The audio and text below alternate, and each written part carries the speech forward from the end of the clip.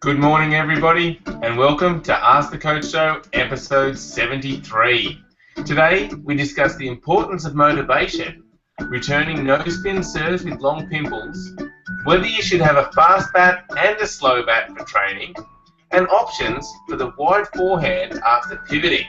As always, Supercoach Alois Rosario is here with me to answer your questions. Welcome, Alois. Good morning, Jeffrey, and I hope you all had a good weekend. It was a long weekend for us, but yeah, we're back and ready to go.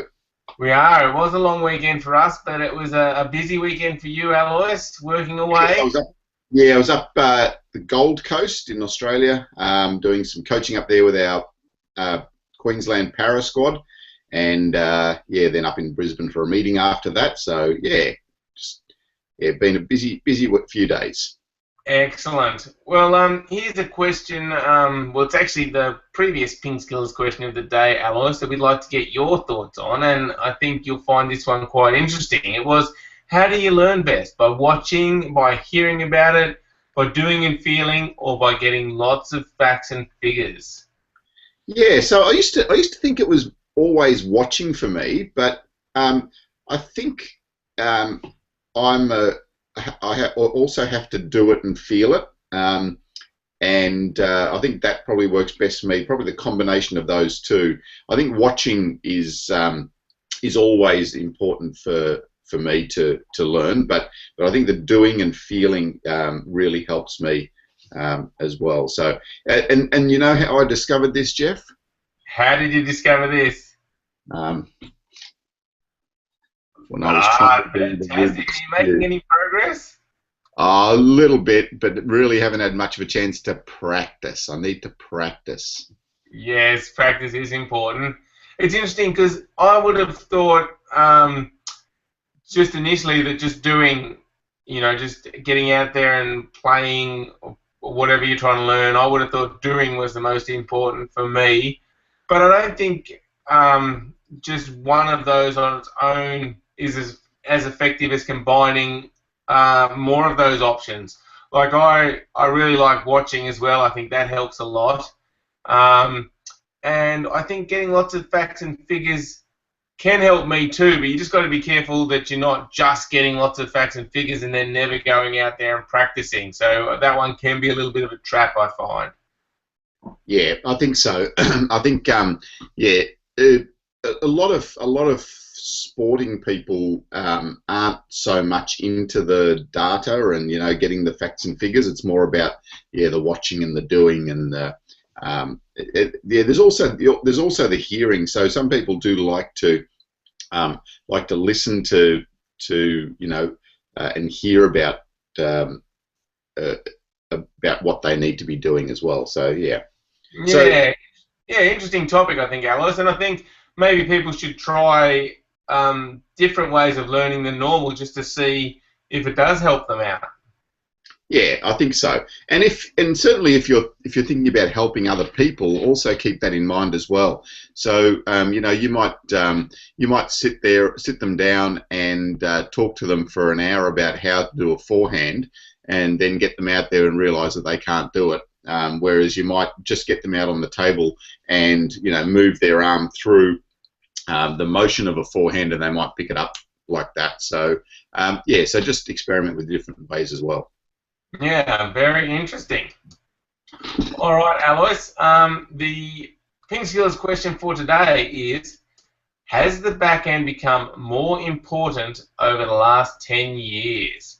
So leave a comment and let us know your answer to that. And the easiest way to do that is either on our YouTube channel or by going to the PingSkills.com website, clicking on the blog link and finding this show, and you can just leave a comment there. So we look forward to hearing your thoughts on whether the backhand has become more important over the last 10 years. All right, now, Alois, Abdul's jumped on and asked us a few quick questions. He says, can you give me some tips on how to join the England team? Now, that's a big goal, Alois. It is, and it's a good goal to have, Abdul. So, when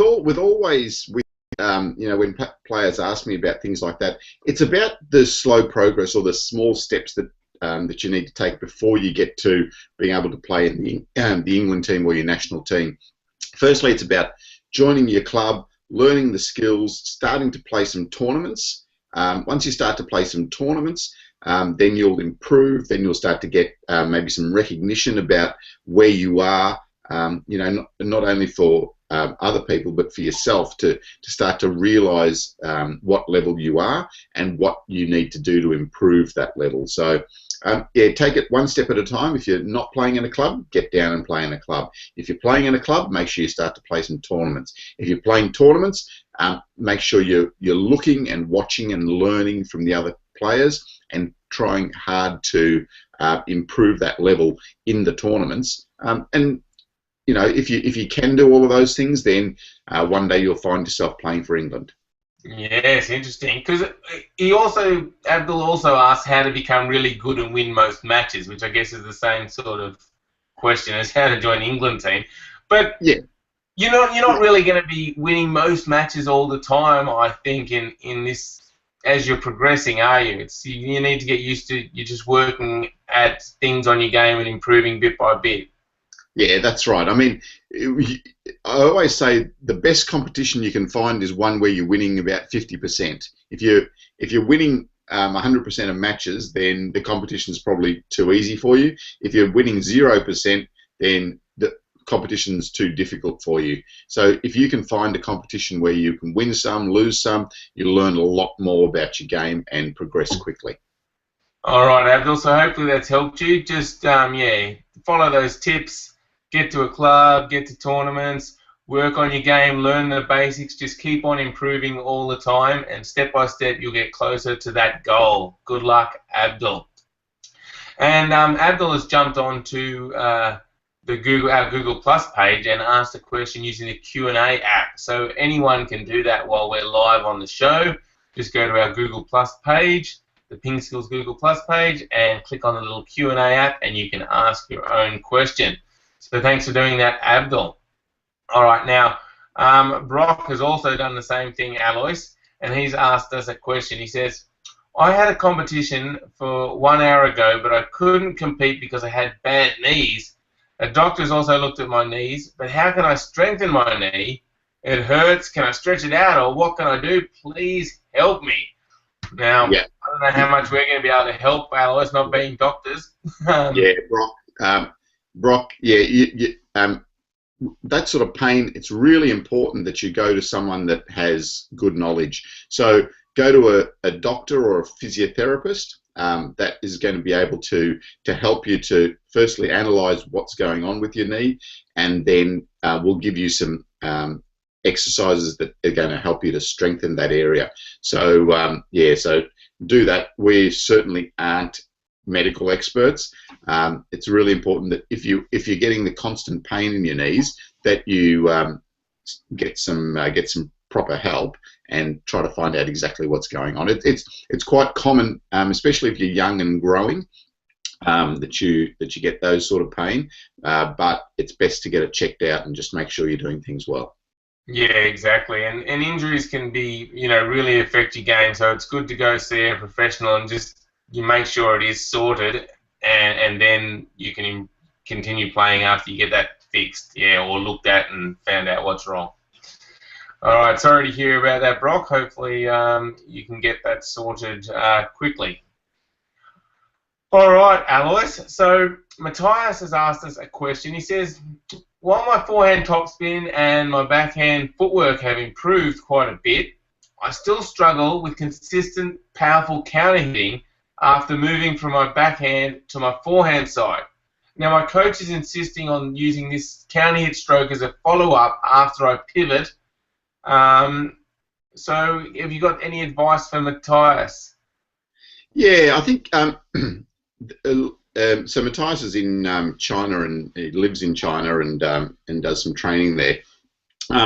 It's a really common type of stroke that a lot of the Chinese female players like to play. So after they pivot, they come in really close and cut off that ball early and play a counter hit.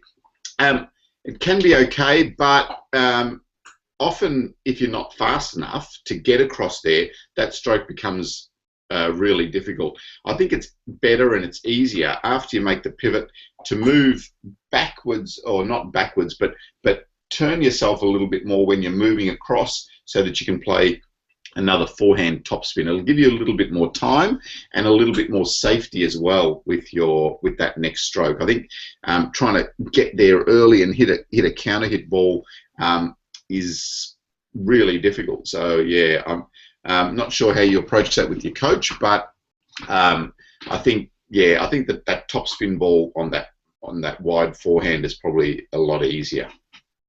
Okay, all right. Well, good luck with that, Matthias. Speak to your coach and see if you can practice the top spin and see if that works out as a better stroke for you. Good luck with that. All right. Benjamin has asked a question. Benjamin says, I was wondering if it's a good method to use two bats, one for training, a slower bat, and the other, a faster bat, for my spare time, because I'm a very offensive player. What do you think about this, Alois? Really important with table tennis that you stick to one bat.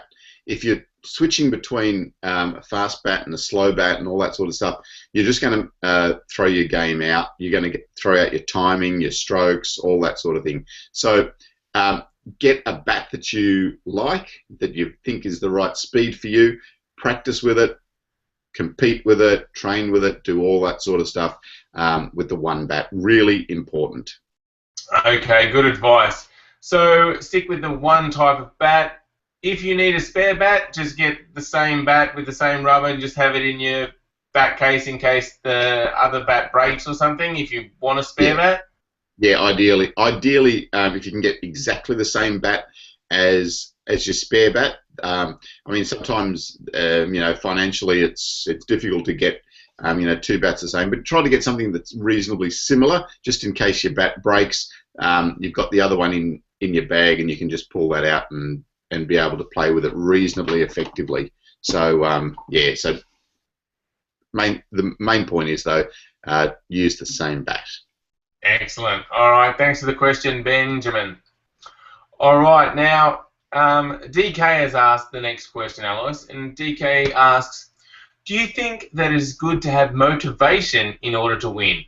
Everyone is continuously telling me that I have to be motivated and believe in myself in order to be good, but they are also constantly condemning my defensive style.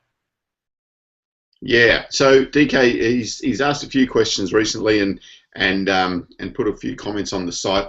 So DK wants to be a defender, basically, and a lot of the players around him and coaches around him are telling him that he should try to attack everything. I think DK, a defensive style is a legitimate way of learning. It's more difficult, I think, to progress to the very, very top level, but it's certainly a style that you can still learn and you can still reach a very high level with. So if that's what you're comfortable with, I'd say stick with your defensive style and learn how to chop well, try to keep the ball low, and that will be your motivation in itself. So yeah, obviously being motivated to learn is really important. It sounds like you are. Sounds like you're really motivated to improve your game. So yeah, stay motivated and stick with your defensive style and see where you can get to with it. All right. Well, DK, good luck with that. Keep working on your games, yep, and I'm sure you'll improve your defence. Like Alois said, there's a lot of good defensive players around. You can reach a really high level, and even in the top game at the moment, some of the Japanese defenders are coming through, Alois, which is exciting for table tennis. Yeah, there are, and and I think it's really spectacular to watch a defensive player play as well. It's good for the game. Indeed. All right. So Brock has asked another question, Alois. He says, when someone side spins the ball, I must move my bat to the side, but I do that, but it just goes over the table. What am I doing wrong? Yeah. So if someone side spins the ball at you, so the ball wants to go off that way, you need to just change the angle of your racket so now the ball goes straight back to the table. If it's going off the table, maybe you've tilted it back too much, or if it goes in the net, maybe you've tilted it forward too much. So yeah, so just you're altering that angle by the looks of things, but maybe you need to also alter that angle to get the ball down onto the table. Yeah, so it is tricky returning spin. It takes practice and you need to get used to it, but it's really a matter of reading the spin and then just using your bat to counter that spin. Yeah, that's right. Yeah, good. Okay, the next question again is from DK, who says, I have a problem with returning no spin serves with my long pips backhand. I can do anything I want, but the ball is always high and the opponent just smashes it. I'm also trying to twiddle, but the result is always the same. Do you have any advice for DK, Alois? Yep, so that no spin ball can be quite difficult for the player playing with the long pimples. But probably the thing that you need to do is, if the ball's got no spin on it, you really need to push hard and forward on the ball. So so it's like a really sharp jab at the ball. You can even do a bit of a side swipe on the ball. That's a little bit more advanced type stroke. So you side swipe it and push it forward like that to generate a little bit of your own top spin on it. But yeah, the main thing is to push it forward so that you're getting the ball faster at your opponent, so that it's harder for them. It doesn't give them as much time. Interesting. Now, it sounds like a difficult thing just to come out and just do in a match for the first time, because you've got to get that fast action. So I guess this is something you need to practice in training first. Yeah, absolutely. And like everything, it's important to practice it. It's important to find ways that you can train it. So by someone just pushing the ball to you, or someone just serving some simple no spin balls to you, you need to just get there and practice it all. Again, as we always say with multi-ball, just get someone to feed the ball out very flat and soft and easy to you, and try to generate your own speed. So that you can improve that area of your game with the long pimples. All right, excellent advice again, Alois. Well, good luck with that, DK. All right, just a couple of quick fire questions for you, Alois, before we finish. What's your best shot, backhand or forehand? Definitely forehand. Okay, I'll go with forehand for me too. And second question, can you go to England so Abdul can verse you? Yeah, what time do you want me there? Long way from down here in Australia. I'd love to visit England again, though. Yes, excellent. All right, well, thanks everyone for all your questions. That wraps up today's show. Make sure you go to PingSkills.com and sign up for our free newsletter. Lots of information on our website. And we will see you again tomorrow. So thank you, everyone, and thank you, Alois. Yep, thanks, Jeff, and thanks, PingSkillers, and yep, looking forward to another good show tomorrow morning, 6:30. All righty, 6:30 Australian time. See you then. Bye for now.